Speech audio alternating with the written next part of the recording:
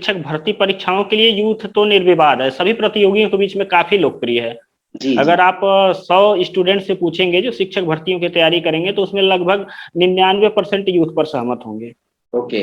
यहाँ जो है क्वेश्चन जो है काफ़ी मात्रा में मिल जाते हैं और ऑथेंटिक होते हैं जो कि अनुभवी लेखकों और विशेषज्ञों के मार्गदर्शन में तैयार किए जाते हैं।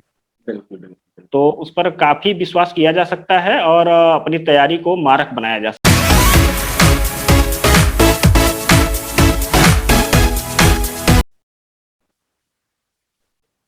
हेलो नमस्कार, मैं आकाश श्रीवास्तव आप सभी का एक बार फिर से स्वागत करता हूं यूथ कंपटीशन टाइम्स के official channel Y City Talks पर। और आज के सेशन में हमारे साथ हैं मिस्टर अमरजीत कुशवाहा सर, जो कि असिस्टेंट टीचर के पद पर कार्यरत हैं इस समय। और अभी रिसेंटली इन्होंने यूपी टेट और सुपर टेट का एग्जाम क्वालिफाई किया है। तो अमरजीत सर, कैसे हैं आप? जी बढ़िया है। और आप लोग? मैं सब लोग एकदम बढ़िया हैं। आप बताइए कि जितने भी एस्पिरेंट्स जुड़े हुए हैं, जो भी अध्यापक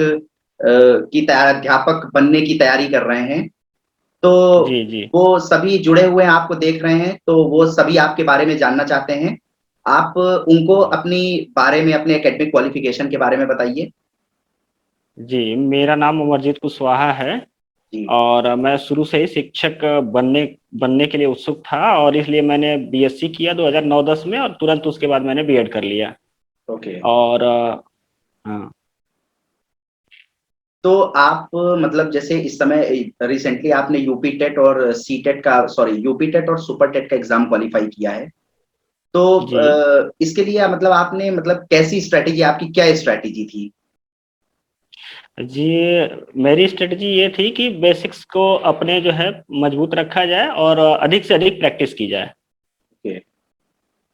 इसके लिए मैंने जो है 1 से 8 तक की जो एनसीईआरटीज़ हैं या यूपी बोर्ड की पुस्तकें हैं, उनका अध्ययन किया, गहराई से अध्ययन किया मैंने उनका। बिल्कुल। और उसके बाद जो है प्रैक्टिस के लिए मैंने यूथ कंपटीशन टाइम्स की बुकें चुनी। ओके। तो ये बताइए कि सर, कि जैसे कि ये जो भी इस टीचर बनना चाहता है, जो भी अध्यापक बनना चाहता है आगे अपनी लाइफ में, जी, फ्यूचर में, तो वो जी। सभी को आप बताइए कि उनको मतलब प्रोसेस क्या होता है, उनकी क्वालिफिकेशन क्या होनी चाहिए? जी, देखिए शिक्षक बनने के लिए तो सबसे ज़रूरी है कि आप अगर 1 से 5 में शिक्षक बनना चाहते हो तो बीटीसी या 50% अंकों के साथ ग्रेजुएशन या बीएड किया हो।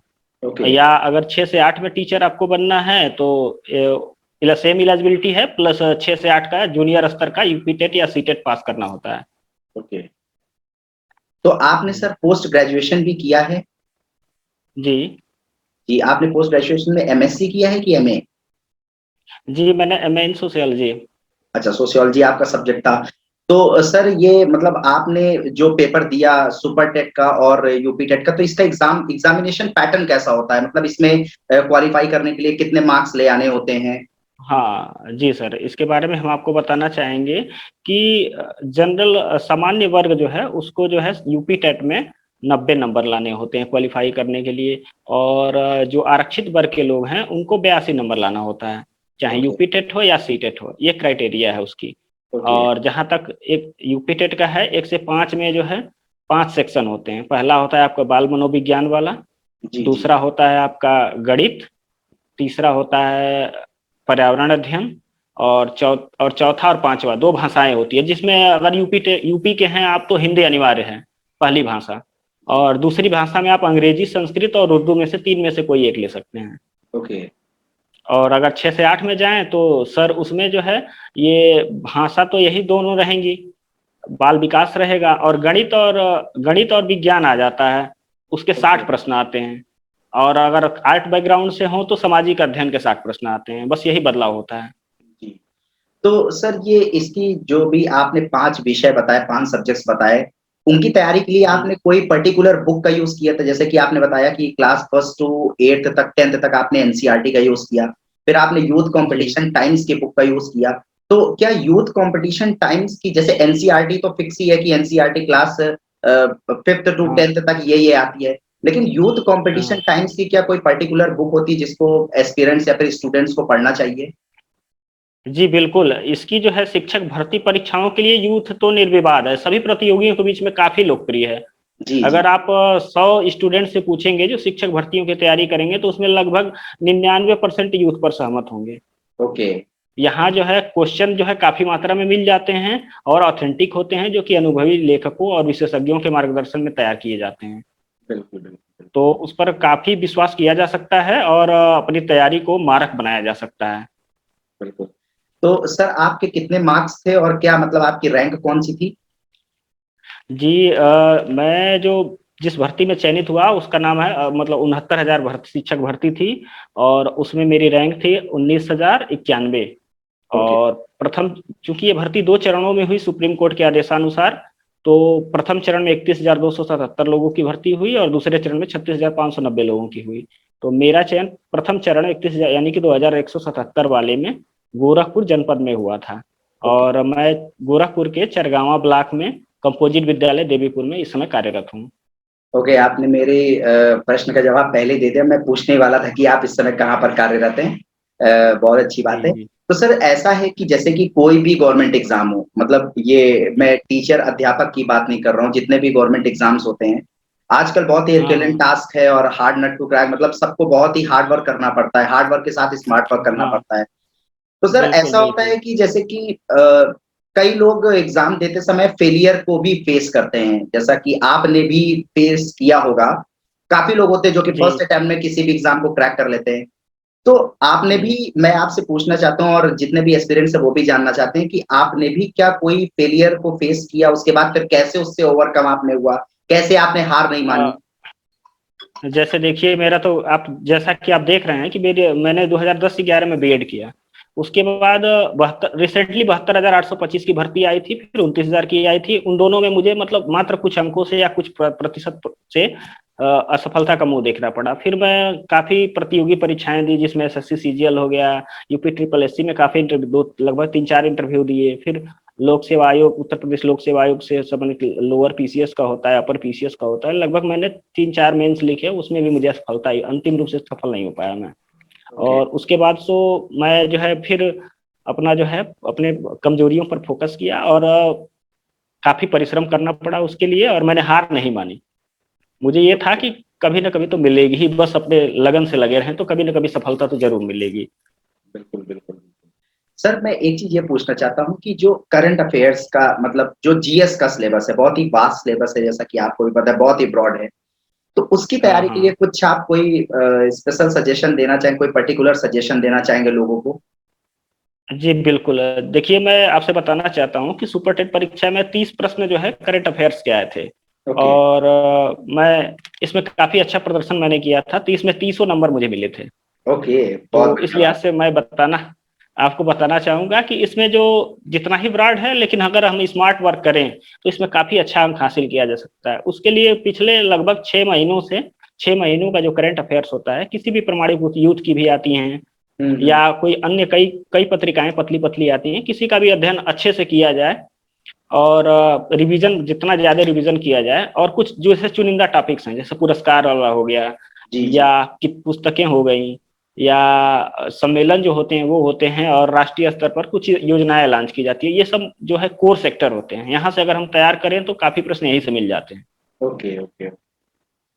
चलिए बहुत अच्छी बात है और आपने मतलब यूथ कंपटीशन टाइम्स को अपना ये प्रीशियस टाइम दिया और आपकी जो स्ट्रैटेजीज़ थी आपने शेयर की लोगों तक और उम्मीद करते हैं कि जी आपकी जी स्ट्रैटेजीज़ को लोग फॉलो करेंगे और आने वाले जी वर्तमान में जो मतलब भविष्य में जो भी अध्यापक बनना चाहते हो, निश्चित ही आपके स्ट्रैटेजीज़ को फॉलो करके वो भी निश्चित ही रूप से आगे किसी न किसी विद्यालय में एक अध्यापक के रूप में कार्य कर रहे होंगे।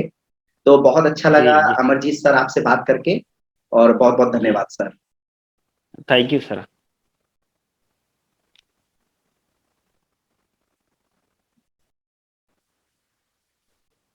हेलो, नमस्कार, मैं आकाश श्रीवास्तव आप सभी का एक बार फिर से स्वागत करता हूँ यूथ कंपटीशन टाइम्स के official channel Y City Talks पर और आज के इस सेशन में हमारे साथ हैं मिस्टर अमरजीत कुशवाहा सर, जो कि असिस्टेंट टीचर के पद पर कार्यरत हैं इस समय और अभी रिसेंटली इन्होंने यूपी टेट और सुपर टेट का एग्जाम क्वालिफाई किया है तो अमरजीत सर कैसे हैं आप? जी बढ़िया हूँ। और आप लोग? मैं सब लोग एकदम बढ़िया हैं। आप बताइए कि जितने भी एस्पिरेंट जुड़े हुए हैं, जो भी अध्यापक अध्यापक बनने की तैयारी कर रहे हैं, तो जी जी वो सभी जुड़े हुए हैं, आपको देख रहे हैं, तो वो सभी आपके बारे में जानना चाहते हैं। आप उनको जी अपनी बारे में, अपने एकेडमिक क्वालिफिकेशन के बारे में बताइए। जी मेरा नाम अमरजीत कुशवाहा है। जी। और मैं शुरू से ही शिक्षक बनने बनने के लिए उत्सुक था, और इसलिए मैंने बीएससी किया 2009-10 में, और तुरंत उसके बाद मैंने बीएड कर लिया। ओके। और हाँ। तो आप मतलब जैसे इस समय रिसेंटली आपने यूपी टेट और सी टेट का, सॉरी, यूपी टेट और सुपर टेट का एग्जाम क्वालिफाई किया है। तो जी इसके लिए मतलब आपने, मतलब कैसी स्ट्रेटेजी, आपकी क्या स्ट्रेटेजी थी? जी मेरी स्ट्रेटजी ये थी कि बेसिक्स को अपने जो है मजबूत रखा जाए, और अधिक से अधिक प्रैक्टिस की जाए। ओके। इसके लिए मैंने जो है 1 से 8 तक की जो एनसीईआरटीज हैं या यूपी बोर्ड की पुस्तकें हैं, उनका अध्ययन किया, गहराई से अध्ययन किया मैंने उनका। बिल्कुल। और उसके बाद जो है प्रैक्टिस के लिए मैंने यूथ कंपटीशन टाइम्स की बुकें चुनी। ओके। तो ये बताइए कि सर, कि जैसे कि ये जो भी इस टीचर बनना चाहता है, जो भी अध्यापक बनना चाहता है आगे अपनी लाइफ में, जी फ्यूचर में, तो वो जी सभी को आप बताइए कि उनको मतलब प्रोसेस क्या होता है, उनकी क्वालिफिकेशन क्या होनी चाहिए? जी देखिए, शिक्षक बनने के लिए तो सबसे जरूरी है कि आप अगर 1 से 5 में शिक्षक बनना चाहते हो तो बीटीसी या 50% अंकों के साथ ग्रेजुएशन या बीएड किया हो। ओके। या अगर 6 से 8 में टीचर आपको बनना है तो सेम इलिजिबिलिटी है, प्लस 6 से 8 का जूनियर स्तर का यूपी टेट या सी टेट पास करना होता है। ओके। तो आपने सर पोस्ट ग्रेजुएशन भी किया है? जी कि आपने पोस्ट ग्रेजुएशन में एमएससी किया है कि एमए? जी मैंने एमए इन सोशियोलॉजी। अच्छा, सोशियोलॉजी आपका सब्जेक्ट था। तो सर ये मतलब आपने जो पेपर दिया सुपर टेट का और यूपी टेट का, तो इसका एग्जामिनेशन पैटर्न कैसा होता है? मतलब इसमें क्वालिफाई करने के लिए कितने मार्क्स ले आने होते हैं?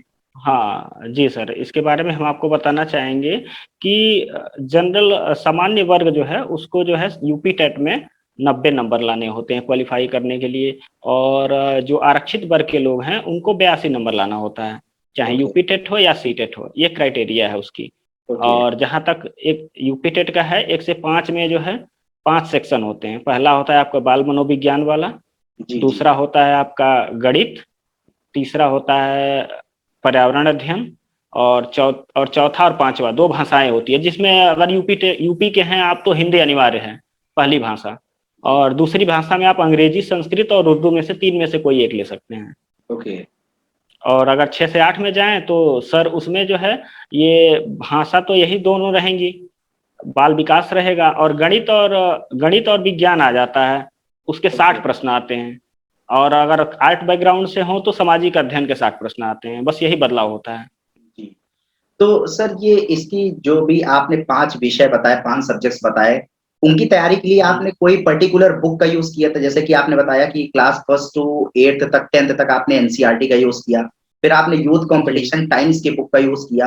तो क्या यूथ कंपटीशन टाइम्स की, जैसे एनसीईआरटी तो फिक्स ही है कि एनसीईआरटी क्लास 5th टू हाँ 10th तक ये आती है, लेकिन यूथ कंपटीशन हाँ। टाइम्स की क्या कोई पर्टिकुलर बुक होती है जिसको एस्पिरेंट्स या फिर स्टूडेंट्स को पढ़ना चाहिए?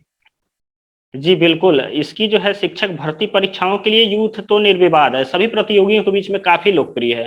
जी जी। अगर आप 100 स्टूडेंट से पूछेंगे जो शिक्षक भर्तियों की तैयारी करेंगे, तो उसमें लगभग 99% यूथ पर सहमत होंगे। ओके। यहाँ जो है क्वेश्चन जो है काफ़ी मात्रा में मिल जाते हैं, और ऑथेंटिक होते हैं, जो कि अनुभवी लेखकों और विशेषज्ञों के मार्गदर्शन में तैयार किए जाते हैं। बिल्कुल बिल्कुल। तो उस पर काफ़ी विश्वास किया जा सकता है, और अपनी तैयारी को मारक बनाया जा सकता है। बिल्कुल। तो सर आपके कितने मार्क्स थे और क्या मतलब आपकी रैंक कौन सी थी? जी मैं जो जिस भर्ती में चयनित हुआ उसका नाम है मतलब 69,000 शिक्षक भर्ती थी, और उसमें मेरी रैंक थी 19,091। ओके। और प्रथम, चूंकि ये भर्ती 2 चरणों में हुई सुप्रीम कोर्ट के आदेशानुसार, तो प्रथम चरण में 31,277 लोगों की भर्ती हुई, और दूसरे चरण में 36,590 लोगों की हुई। तो मेरा चयन प्रथम चरण 31 यानी कि 2,177 वाले में गोरखपुर जनपद में हुआ था। ओके। और मैं गोरखपुर के चरगावा ब्लॉक में कंपोजिट विद्यालय देवीपुर में इस समय कार्यरत हूँ।